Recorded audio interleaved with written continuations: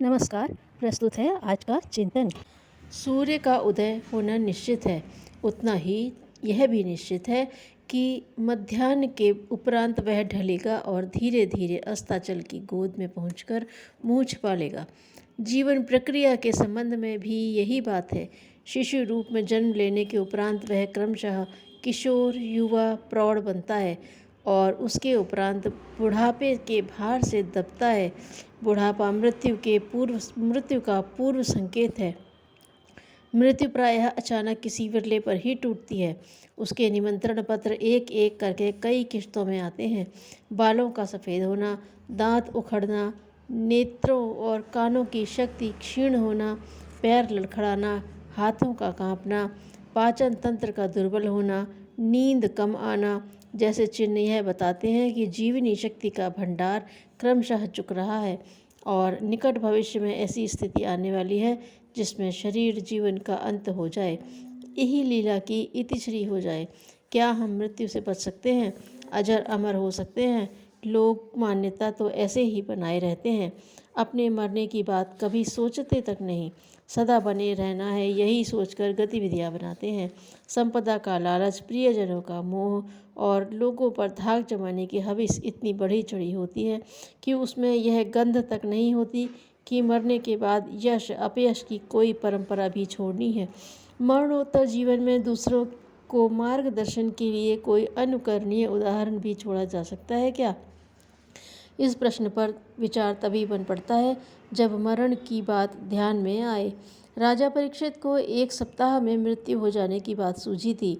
उसने उतने ही समय में यह प्रबंध कर लिया कि शरीर की समाप्ति के साथ ही जीवन मुक्त होने का प्रयोजन सिद्ध हो गया।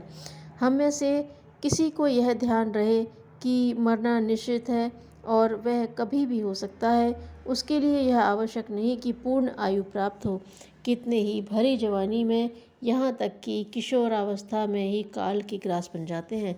उस बाल मृत्यु को क्या कहा जाए जो बोलना चलना सीखने से पूर्व ही बड़ी संख्या में प्रयाण कर जाते हैं।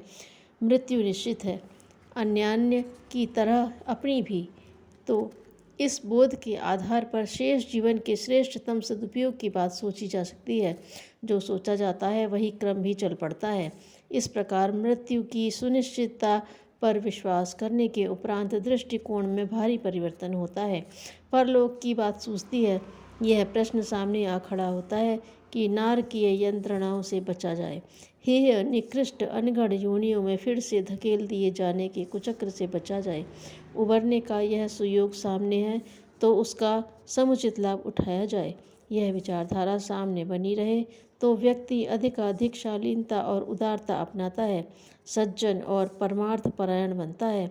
इस दिशाधारा को अपनाने से ही लोक परलोक बनता है। मृत्यु का स्मरण करके किसी को घबराने की आवश्यकता नहीं है।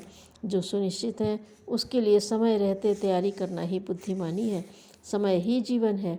एक एक पल को हीरे मोतियों से भी बढ़कर मानना चाहिए और उसका श्रेष्ठतम सदुपयोग बन पड़े इसका प्रयत्न करना चाहिए। जिसने यह कर लिया, समझना चाहिए कि उसने मृत्यु को जीत लिया। जीतने का तात्पर्य है लाभ उठा लिया। भौतिक या आत्मिक प्रगति के लिए जीवन के छोटे से छोटे घटक को ऐसी गतिविधियों में नियोजित करना चाहिए जिससे आत्मसंतोष बढ़ता रहे और साथ ही लोक मंगल का परमार्थ बन पड़ने पर जन सम्मान एवं भाव भरा सहयोग भी हस्तगत होता रहे। यह उपार्जन ही इस लोक और परलोक के लिए सच्चा वैभव सिद्ध होता है। दूसरों को मरते देखकर हमें अपनी मृत्यु का स्मरण करना चाहिए। भव्य भवनों को देखने के साथ साथ कभी कभी श्मशानों और कब्रिस्तानों में भी जाना चाहिए और वहाँ एकांत में बैठकर यह कल्पना चित्र उभारना चाहिए कि अगले दिनों हमारा ठिकाना भी उन्हीं क्षेत्रों में बनने जा रहा है। मृत्यु के प्रति निष्ठावान व्यक्ति ही जीवन का सदुपयोग कर पाते हैं।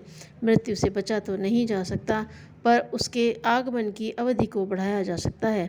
इसका उपयोग है समय के मणिमुक्तकों का एक एक घटक श्रेष्ठता की दिशाधारा में बहने और आगे बढ़ने के लिए प्रयत्नशील होना।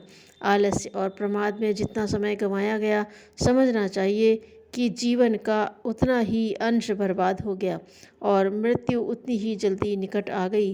कितने ही व्यक्ति ऐसे होते हैं जिन्होंने समय के प्रत्येक क्षण को योजनाबद्ध रीति से व्यतीत किया, फलतः अपनी उस योग्यता प्रतिभा को बढ़ाया जो आगे भी जन्म जन्मांतरों तक साथ चलती है। इसके विपरीत ऐसे लोग भी कम नहीं होते जो धन संचय करने, उसे अपव्यय में उड़ाने के अतिरिक्त परिवार को विस्तृत करते जाने और उसके ऊपर महंगा दुलार लुटाने में व्यस्त एवं मस्त रहते हैं। वासना, तृष्णा और अहंता की ललक लिप्सा ऐसी है जिससे सहज ही पूरा नहीं किया जा सकता। वास्तविक आवश्यकताओं की पूर्ति तो सरल है, किंतु तृष्णा की खाई पाट सकना किसी के लिए भी संभव नहीं होता। सिकंदर जैसे अतुल वैभव के धनी को भी ताबूत से बाहर हाथ निकाल कर विदाई लेनी पड़ी, ताकि लोग समझ सकें कि वह विपुल ऐश्वर्यवान तो बना, पर खाली हाथ आया और खाली हाथ ही चला गया। क्या बुढ़ापा समय के सदुपयोग के अतिरिक्त और किसी प्रकार भी आगे धकेला जा सकता है? इसके उत्तर में एक और भी मार्ग सामने आता है कि अपनी मनः स्थिति को संतुष्टि प्रफुल्लित पुलकित रखा जाए, मन को भारी न होने दिया जाए, विशेष रूप से इस संदर्भ में कि हम बूढ़े हो चले या हो गए।